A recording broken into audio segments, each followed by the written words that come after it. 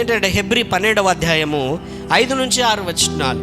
Hebrew 12వ అధ్యాయము 5-6 వచనములలో, మరియు నా కుమారుడా, ప్రభువు చేయు శిక్షను నిర్లక్ష్య పెట్టకము, ఆయన నిన్ను గద్దించినప్పుడు విసుకకుము.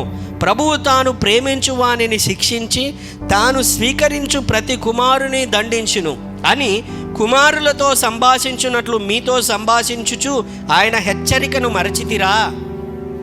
మరచితిరి. హల్లెలూయా. ఏముంటున్నది? ప్రభువు తను ప్రేమించేటువంటి పిల్లలను శిక్షిస్తాడంట, గద్దిస్తాడంట, క్రమశిక్షణలో పెడతాడంట. మనకు నచ్చందే అది కదా, మనకు నచ్చేదే అది. దేవుడు గద్దిస్తే ఇష్టమా? శిక్షిస్తే ఇష్టమా? హల్లెలూయా. లేకపోతే ఆయన కొడితే ఇష్టమా? హల్లెలూయా. కాదండి. చిన్నపిల్లలు లేకపోతే పెద్దగా అవుతుంటున్నప్పుడు, చదువుకుంటున్నప్పుడు తల్లిదండ్రులుగా మీరు శిక్షిస్తారా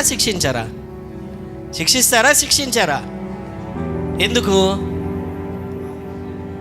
మాట వినలేదనా, లేకపోతే క్రమంలో ఉంటే మంచిదనా? రెండూను. మాట వినలేదని, క్రమంలో ఉండాలని. హల్లెలూయా. మీరు శిక్షించడమే మానేశారనుకోండి, ఏమైపోతుంది? గట్టిగా బ్రతుకే. హల్లెలూయా. మరి దేవుడు శిక్షిస్తే మేలా, శిక్షించకుంటే మేలా? గద్దిస్తే మేలా, గద్దించుకుంటే మేలా? హల్లెలూయా. దేవుడు ఒకవేళ శిక్షించడం మానేశాడా, వెరీ డేంజర్. హల్లెలూయా. అతి భయంకరమైన పరిస్థితి ఇది, దారుణమైన పరిస్థితి. దేవుడే నిన్ను శిక్షించడం మానేశాడంటే ఇంక అంతే. హల్లెలూయా. ఇంకా మాట్లాడే ఏం లేదు ఇంకా. హల్లెలూయా. అందుకే ఏంటి అని అంటే, దేవుడు శిక్షించినప్పుడు కన్నీరు పెట్టు, అయితే పశ్చాత్తాపపడు. దేవుడు గద్దించినప్పుడు తగ్గించుకో, దిద్దుబాటు చేసుకో. హల్లెలూయా. అయితే పశ్చాత్తాపపడి మారు మనస్సు పొందు. నిన్ను ఊరికే గద్దించడు కదా ఆయన, నిన్ను ఊరికే శిక్షించడు కదా ఆయన. హల్లెలూయా. నువ్వు ఆయన మార్గంలో నడుచుచూ ఉంటే ఎంత ఆనందం ఆయనకి, ఎంత సంతోషం ఆయనకి.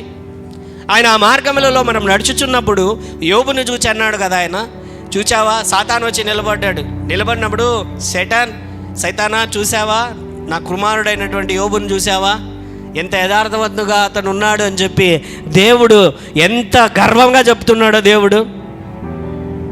హల్లెలూయా. అవునా కాదా? హల్లెలూయా. అయితే యోబుకు వచ్చిన శోధనలు వేరు. యోబును శిక్షించలేదు, ఆయన పరీక్షించాడు. శిక్ష వేరు. తప్పు చేస్తే సరిచేయడానికి శిక్ష.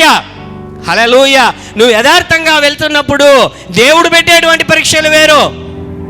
అవి శిక్షలు కాదు, పరీక్షలు. హల్లెలూయా. అవి వచ్చాయా, అది ఇంకా గొప్ప ఘనత. ఆమేన్.